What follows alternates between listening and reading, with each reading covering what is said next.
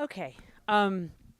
I spend a lot of time thinking about choices, how you make a choice to do something that leads you down one path only to be faced with another that arises because of the one you just made.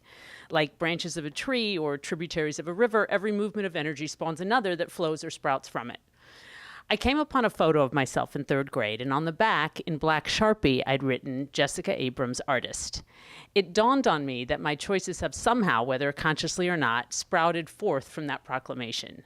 My not doing things normal people do, and frankly, I don't really know any normal people since my choices have never led me in their direction, has helped forge my identity so that I can fulfill a destiny as prophesied by my third grade self. But to continue with the metaphor, 2 years ago, I was feeling as if I'd gone from a tree trunk to branches to a flimsy twig, which at any moment might crack and cause me to plunge to the ground and break my neck. Despite being caught in a whirlwind of activity of auditions and classes and OkCupid, certain areas felt stuck. Money, relationships, money. So when offered a job to work as a field interviewer for a social science research company, which included 10 days training in Washington, D.C., I said yes. Not much information was given. I knew I'd be interviewing households for a study on national issues. Who else would be with me, and if they were the kind of people who used words like circle back, I did not know. Also, the break in my routine, did I have a routine, was terrifying.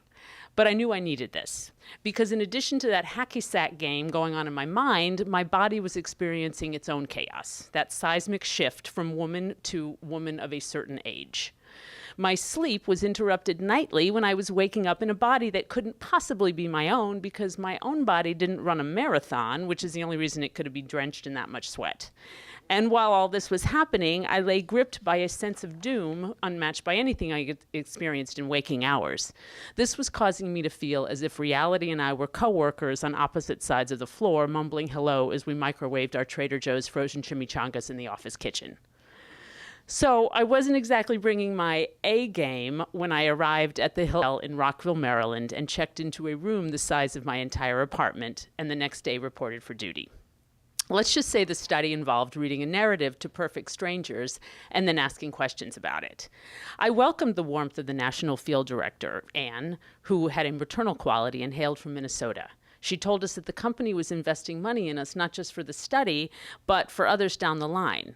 I was not used to a door being open like this. Skeptical though I was, I wanted to walk through it. Despite this auspicious beginning, that first night in my room, I freak. Is this some bizarre form of punishment for turning down that job in the CBS legal department? Putting me in a grand ballroom for 10 Day Street? I'm an artist, for Christ's sake. I breathe. I decide, just to try it on for size, not to look for my identity in what I do to pay the rent and keep my cat alive. I read somewhere that these changes are really just the burning up of old ways so that we can move into the next phase of life. And like their PMS predecessor, they're a way of forcing our shit under the spotlight so we deal with it. I like the idea, but I realize it puts the burden of responsibility squarely on my shoulders. I get to know my fellow trainees. About 50-something of the 60-something are women. They come from all over the country, having survived divorce and child support battles, and in the case of one we nicknamed Detroit, attempted murder by her ex-husband's girlfriend. Many look their age, many don't, but almost every single one possesses a grace and a fearlessness that is oh so refreshing. There's 62-year-old Rose, an out-of-work librarian, mother to 5 cats, and self-described pagan. There's Carolyn, whose ex-husband cleaned out her accounts and who is now entering a new phase of life which does not include taking care of everyone, but may include having a fling with Jim, who is 72. I feel very much at home. I also feel pretty hot, and not just in that way. At least 5 times a day, my body temperature spikes and I break into a flop sweat. This experience drives me to grab any available piece of paper and use it to fan my face furiously, like a worshiper in an overheated church in Alabama. You know the image. But I am in good company. Most of these women have already passed through that toll booth of life and are moving down the highway on the other side. I feel no shame or embarrassment, nor do I attempt to chalk my dewy forehead up to bad ventilation. I go to the hot tub every night in the hotel to relax. I need my sleep now, especially. At the end of all this training is a certification, and if I don't pass it, I can't do the job. I avoid things I would ordinarily lean on in times like this, lattes, milkshakes, mojitos. I continue to ask the universe to release me from this deep-seated sense that if I'm not a working writer or actress, I've somehow failed at life. We've gotten into a bit of a routine, my new friends and I, of having dinner at one of the chain restaurants near the hotel. The freedom I feel as I leave the Arctic Grand Ballroom and emerge into the balmy mid-Atlantic evening makes walking down the consumer circus that is Rockville downright joyous. After we've given the server our orders, we share stories. One night in Ruby Tuesdays, it hits me. My own life, the one that landed me in this fresh hell, doesn't sound so bad when told to this rapt group. My auditions, rejections, my emotional highs, often followed by quick lows, remind me of one key fact. I'm living the dream, no irony intended.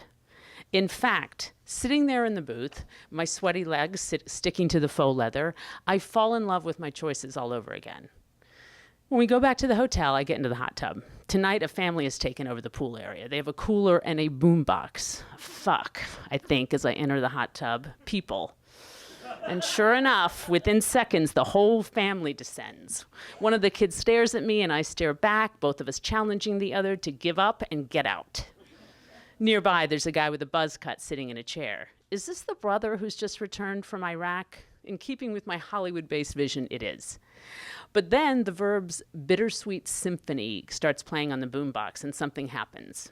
I put aside my idea of how things should be, and I see these people for what they truly are. Happy in this crappy hotel pool with the faux stone siding and threadbare towels.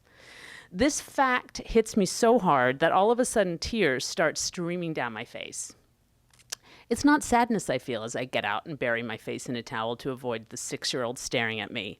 I honestly don't know what it is. Loss over one chapter ending and another beginning?